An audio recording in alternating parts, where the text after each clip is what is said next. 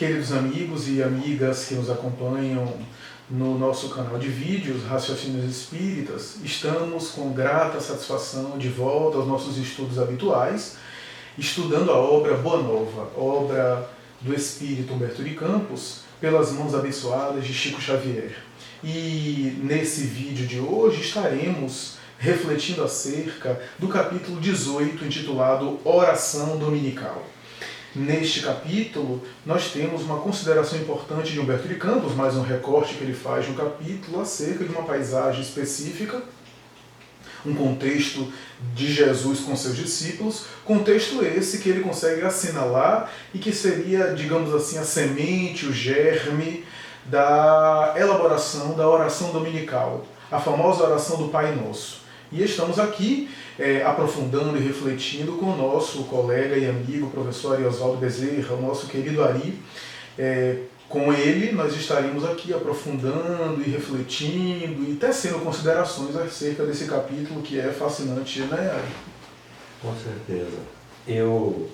Nesse capítulo, eu observei 4 tópicos que talvez seja interessante nós aprofundarmos um pouco, que é como Jesus coloca o valor da oração de uma maneira bem particular. Também ele faz uma reflexão sobre o valor dos diplomas que nós recebemos nesse mundo material em confronto com o título de sermos filhos de Deus.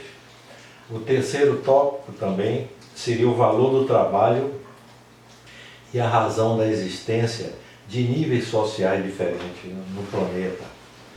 E, mais importante ainda, é a atração da fenomenologia em detrimento da reforma íntima que nós deveríamos fazer. Então, eu observei nesse capítulo que esses 4 itens cobrem todo o capítulo. Não sei se você concorda.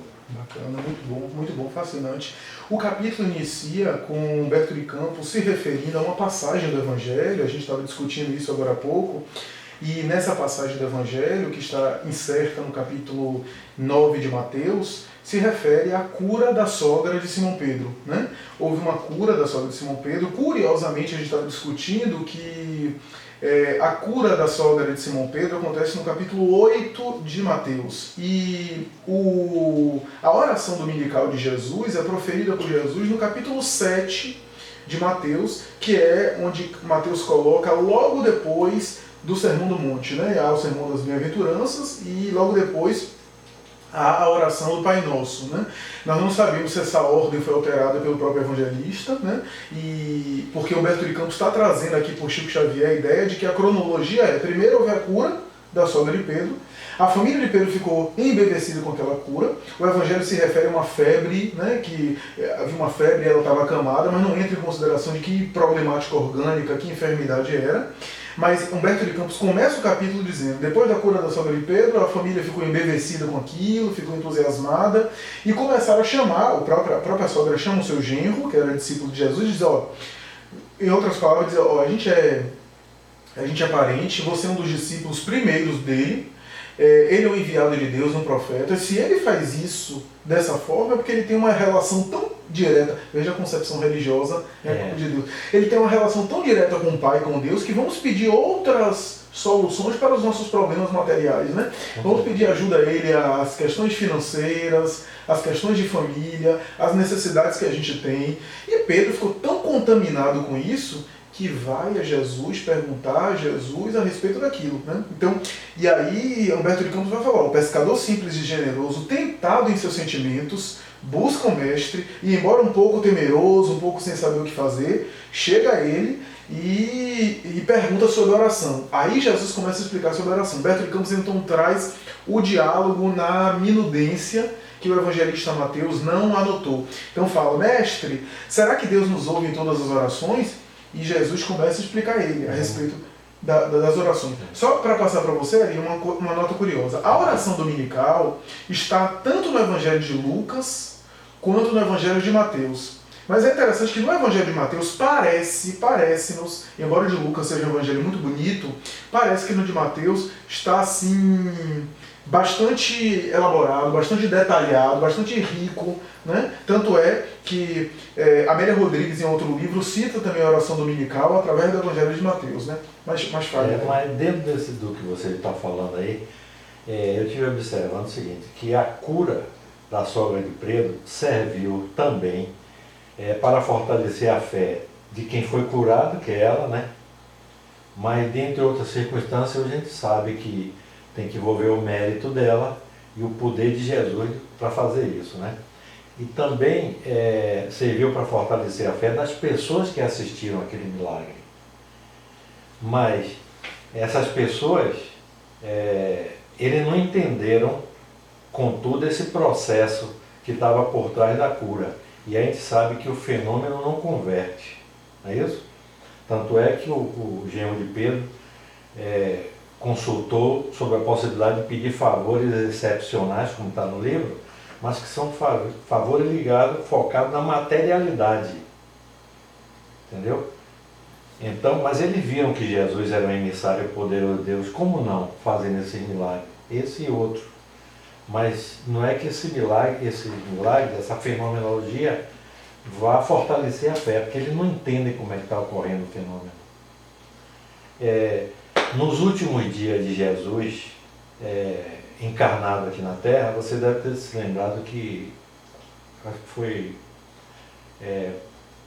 Tadeu, que trouxe pessoas poderosas, tanto economicamente como politicamente, perto de Jesus, sob o pretexto de que eles queriam conhecer Jesus. Na realidade, ele queria que Jesus fizesse um milagre na frente deles para embotar o processo da crucificação, né?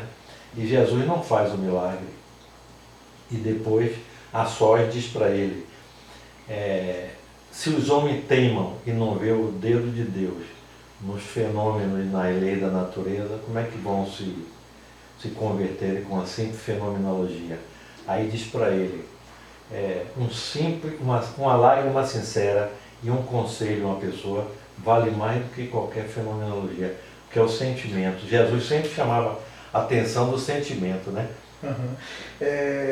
Interessante ali que eu vou fazer uma digressão aqui e vou citar Primeiro eu vou citar a oração do Pai Nosso da Bíblia de Jerusalém para chamar a atenção para um detalhe interessante. Aliás, antes disso, o capítulo Oração Dominical fala também da relação da criatura com Deus, né? Essa vinculação. Como é que deve ser a oração, né? Que a oração é uma espécie de comunhão com Deus. Curiosamente, o diálogo que Jesus teve com a samaritana é o capítulo anterior, 17. E a temática principal de Jesus na Samaria, o diálogo com ela, é como é que deve ser o Pai adorado. É também comunhão a Deus. Tanto é que ela diz, meu Pai deve ser adorado em espírito e verdade. É a grande questão da samaritana. E no próximo capítulo de Boa Nova, o 19, que é depois desse, o título é justamente comunhão a Deus. Né? Comunhão com Deus. Então, interessante isso, né? E aí, na Bíblia de Jerusalém está escrito o seguinte, a verdadeira oração, o Pai Nosso. Nas vossas orações, não useis de vãs repetições como gentios, porque imaginam que é pelo palavreado excessivo que serão ouvidos. Não sejais como eles, porque o vosso Pai sabe do que tendes necessidade antes de lhe pedirdes. Portanto, orai desta maneira. Pai nosso que estás nos céus, santificado seja o teu nome, venha o teu reino, seja feita a tua vontade, na terra como no céu. O pão nosso de cada dia, dá-nos hoje, e perdoa-nos as nossas dívidas, como também nós perdoamos aos nossos devedores. E não nos submetas à tentação, mas livra-nos do maligno. Interessante que a Bíblia de Jerusalém prefere essa tradução, né? Tem várias edições do Pai Nosso, né? Não é a única, né? E é interessante notar que tem uma nota aqui, essas notas da Bíblia de Jerusalém são verdadeiros primores, né? Que são resultado de estudos aprofundados de teólogos, inclusive de teólogos que estudaram os manuscritos do Mar Morto, né? E em determinado momento diz assim, na redação de Mateus, o Pai Nosso contém 7 petições. Esse número é da predileção de Mateus. 2 vezes 7 gerações da genealogia, capítulo 1, versículo 17, quando fala de 2 vezes 7 é a genealogia de Jesus. Essa ideia de que o hebreu fazia genealogia, né? Jesus, filho de Maria, José, filho de não sei quem, filho de não sei quem. 2 vezes 7 ele faz. Depois 7 bem-aventuranças. capítulo 5, versículo 3. 7 parábolas, capítulo 13, versículo 3. Dever de perdoar, não 7, mas 70 vezes 7 vezes. Que era infinitamente. Isso. Mas a utilização do vocábulo 7, capítulo 18, versículo 22. 7 maldições dos fariseus, 23 e 13. E aí a Bíblia de Jerusalém coloca: talvez tenha sido com o objetivo de conseguir 7 pedidos que Mateus acrescentou ao texto básico, Lucas capítulo 11, versículo 2 a 4, a terceira e a sétima.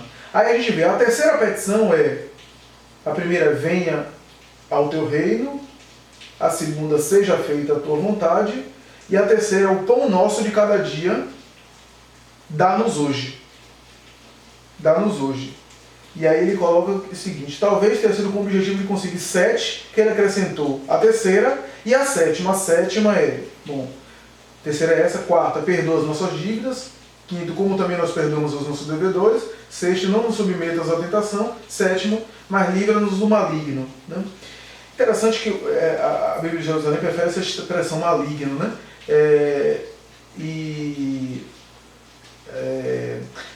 Outros falam do mal, né? Talvez a expressão maligno, e aqui tem uma nota também, dizendo o seguinte: ou do mal, porque a ti pertencem o reino e o poder e a glória pelos séculos. Amém. A ideia do maligno talvez tenha a ideia da entidade, né? Da entidade voltada para o mal. E aqui é uma outra colocação que eu acho impressionante, a F, quando diz assim: a tradução proposta é equívoca. Deus, o que é que ele está dizendo? E não nos submetas à tentação. É equívoca. Deus nos submete à prova, mas não tenta ninguém. O sentido permissivo do verbo aramaico utilizado por Jesus, deixar entrar e não fazer entrar, não foi traduzido pelo grego e pela Vulgata. Desde os primeiros séculos, muitos MSS latinos substituem não nos induzas por não nos deixes induzir. Pedimos a Deus que nos livre do tentador e suplicamos a Ele a fim de não entrar em tentação. E aí coloca, isto é apostasia. Ou seja, dizer que não nos deixe na tentação e dizer que Deus estimula a tentação. Né? É interessante. E não nos ajude a não cair na tentação. É diferente. Por que eu estou falando isso? Porque antes, muito tempo antes da Bíblia de Jerusalém, a gente tem, por exemplo, no Evangelho segundo o Espiritismo, o último capítulo do Evangelho segundo o Espiritismo é sobre preces. E Kardec vai, orientado pelos Espíritos e por orientação no mundo espiritual, começar a analisar as preces, analisando a oração dominical. E aí a gente vê o seguinte, veja como Kardec estava antenado, e essa Bíblia de Jerusalém é depois da década de 40, de 50 do século XX. Aí aqui, não nos deixes entregues à tentação, mas livra-nos do mal. E aí Kardec tem uma nota de rodapé dizendo que, nota de Allan Kardec, algumas traduções dizem, não nos induzas à tentação, et nos inductis in tentatione, né? Em latim. Essa expressão daria a entender que a tentação vem de Deus, que ele voluntariamente impele os homens ao mal, ideia blasfematória que igualaria Deus a Satanás, e que, portanto, não poderia estar na mente de Jesus. Aliás, conforme a doutrina vulgar sobre o papel dos demônios. Veja-se o seu inferno.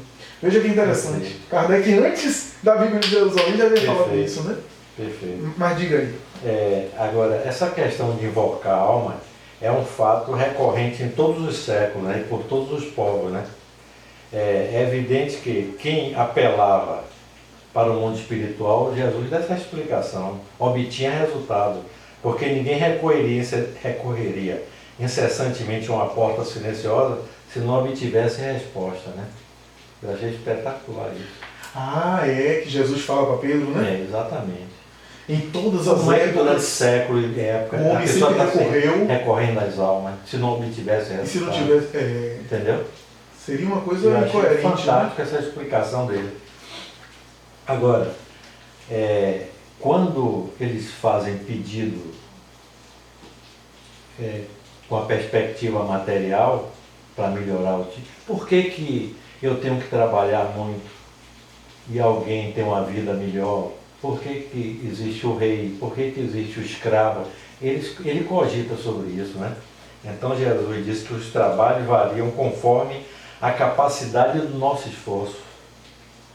É aquela história de a cada um segundo suas obras, que Jesus diz em outra ocasião. Uhum.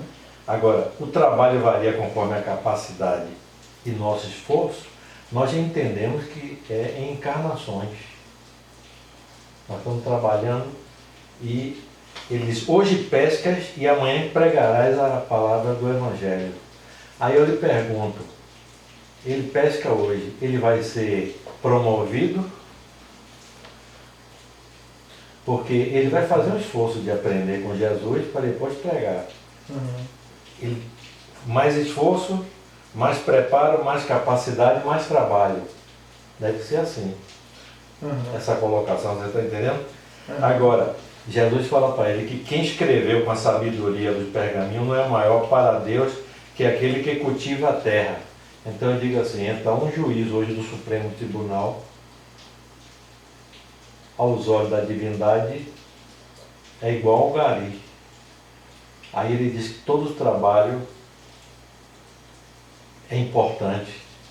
Rui Barbosa, que era espírita, ele dizia que o trabalhar é o inteirar, o apurar das energias sobre nós mesmos e sobre o mundo onde labutamos. E ele rematava dizendo que o trabalho se confunde com a oração. Você certa vez, se lembra aqui, você comentou que alguma pessoa quando orava estava orando? Uhum. Então a oração, eu tinha dificuldade de orar uns 4 anos atrás, até uns 4 anos atrás, quando eu comecei a fazer uma palestra sobre a oração, foi que eu fui me atentar para a oração. Mas eu oro de manhã e à noite. Mas ele vai falar aqui de uma maneira que todos os seus atos têm que ser uma oração, tem que se tornar uma oração. Porque olha o que ele afirma aqui. A oração tem que ser importante para você tanto quanto a respiração. A respiração é mais importante. Você não vive 5 minutos sem ar. Você imagine como ele coloca o valor da respiração, da oração, igualando com a respiração. Você atentou para isso? Perfeito, perfeito, perfeito. É interessante, Ari, que eu estou vendo aqui o texto de Lucas, né, que tem também no Pai Nosso, e Lucas escreve de uma forma diferente, né? Estando em certo lugar, orando ao terminar, um de seus discípulos pediu-lhe, Senhor, ensina-nos a orar como João ensinou aos seus discípulos. Respondeu-lhes, quando orardes, dizei, Pai, santificado seja o teu nome, venha o teu reino, o pão nosso cotidiano, dá-nos a cada dia, perdoa os nossos pecados, pois também nós perdoamos os nossos devedores, e não nos deixes cair na tentação. Somente. O de Lucas é mais sintético. Curiosamente, os espíritos normalmente se referem ao Evangelho de Mateus. Eu fico pensando o seguinte, o Lucas não participou desse momento porque ele não era discípulo de Jesus na época. O Lucas é o evangelista que vem depois. Mateus participou. O Evangelho de Lucas é a narrativa da mãe de Jesus. A mãe de Jesus não participou desse momento dele com os discípulos, né? Então talvez o Evangelho de Lucas, ou de Mateus, seja mais fidedigno, talvez. Eu estou aqui especulando, né? Nesse sentido, né?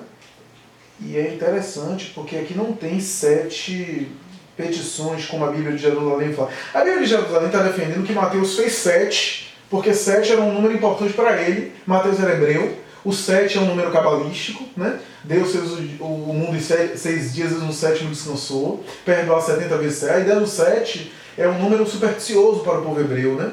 E talvez ele introduziu algumas petições que não havia inicialmente, originalmente, né? Ao pé da letra ele coloca aí, cultivar a oração para que ela se torne um elemento natural da vida como a respiração. Está exatamente com essas palavras.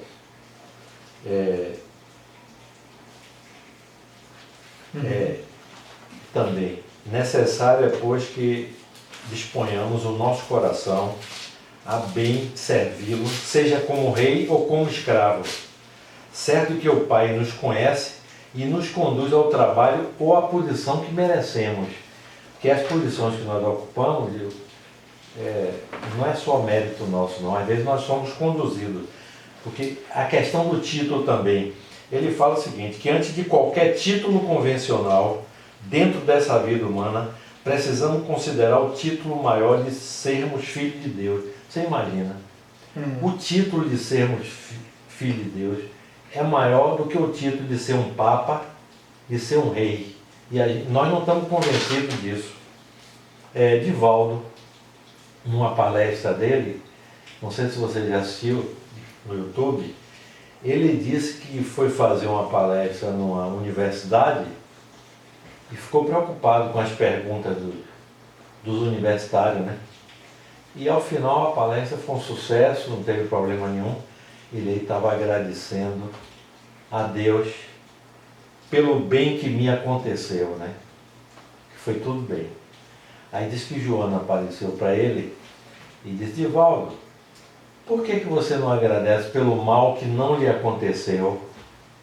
Porque ele podia estar gripado, não ir, ou o carro bater. Ele aí começou a agradecer pelo bem que aconteceu a ele e começou a agradecer pelo mal que não aconteceu a ele. Ele foi fazer uma palestra na Inglaterra e a senhora viu e disse: ô Divaldo, você está agradecendo pelo bem que lhe aconteceu e está agradecendo pelo mal que não lhe aconteceu. Por que você não agradece pelo mal que lhe aconteceu? Aí ele disse: mas é mesmo, porque eu estou espiando, né? Então agora eu vou agradecer pelo bem que me aconteceu, pelo mal que não me aconteceu e pelo mal que aconteceu. Porque o mal que nos acontece é um bem se a gente souber aproveitar. Exatamente, exatamente. Agora, Ari, eu queria insistir em uma coisa interessante. A Amélia Rodrigues, essa é uma informação importante, a Amélia Rodrigues nos traz essa mesma história da composição do Pai Nosso. E quando eu leio, está no capítulo 5 do livro Luz do Mundo, é um livro de Amélia Rodrigues, belíssimo, que ela narra de maneira poética, naquele estilo dela, a composição do Pai Nosso feito por Jesus. E é interessante que quando eu leio o texto de Amélia Rodrigues e eu leio o texto de Humberto de Campos, não há nenhuma contradição entre os dois. Estilos diferentes. Tanto é que em determinado momento ela diz o seguinte, olha que coisa interessante. Havia assim em todos o desejo veemente de aprender com Rabi, que tantas lições lhe dispensara antes com invulgar sabedoria, a mais eficiente das orações.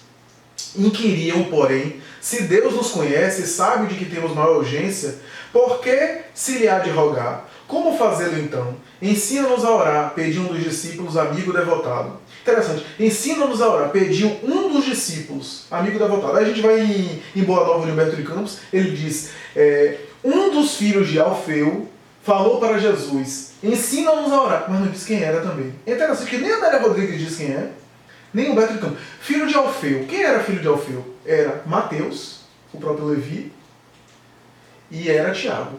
Tiago era filho de Alfeu também, o chamado Tiago Menor. Um dos dois falou, talvez o próprio Mateus que o compôs. Outra coisa interessante é que ela diz o seguinte, que essa oração do Pai Nosso aconteceu em Efraim. Hoje me parece que o nome dessa cidade é outro, já mudou. É inclusive uma cidade eminentemente cristã, que está sendo ameaçada, inclusive. Está no planalto da Judéia, localizada a quase 830 metros acima do nível do mar. Efraim, ou Efrém, essa cidade, talvez faça referência ao filho de Jacó, que era Efraim. E aí há uma nota de rodapé que eu gostaria de ler ali, que diz o seguinte, ó. Conquanto as divergências entre o texto de Mateus e Lucas, Mateus capítulo 6, versículo 9 a 15, Lucas capítulo 11, versículo 1 a 4, preferimos as anotações do primeiro, Mateus, embora aquele situasse a preciosa oração em continuidade ao Sermão do Monte. Assim o fazemos considerando a métrica e o ritmo que se observam nas narrações das línguas semitas, as línguas hebraicas, né, judias, e por registrar a omissão de todo um verso nas anotações de Lucas. Outro sim, tomamos como lugar da ocorrência as circunvizinhanças da aldeia de Efrém ou Efraim, ao invés do Monte das Oliveiras, conforme as situam diversos exegetas e historiadores escriturísticos. Ou seja, embora alguns estudiosos preferem colocar no Monte das Oliveiras, ela prefere Efraim, e embora haja divergência, ela prefere o de Mateus, porque de Mateus me parece que é mais poético, segundo ela. Realmente a oração do Pai Nosso tem uma certa poesia, né? Imagina a língua original. E Mateus era hebreu, Lucas era grego, né? Então, talvez ela prefere isso. Isso é interessante, mas O que eu acho que destaca, eu estou falando todas essas curiosidades para entrar na questão de Boa Nova e a gente arrematar, é o seguinte, é esse ensinamento de Jesus em relação à oração, né? A importância da oração. E aí você falou da oração como respiração, e a única coisa que eu queria destacar nesse capítulo... Que a oração se torne um elemento natural da vida, como a respiração. Quer dizer, como se fosse um hábito, né, recorrente. E aí, em determinado momento, Pedro diz assim, mestre... A respiração é o mais importante para a gente. Nós não vivemos mais de 5 minutos sem ar. Uhum. Sem água, a gente vive 5 dias.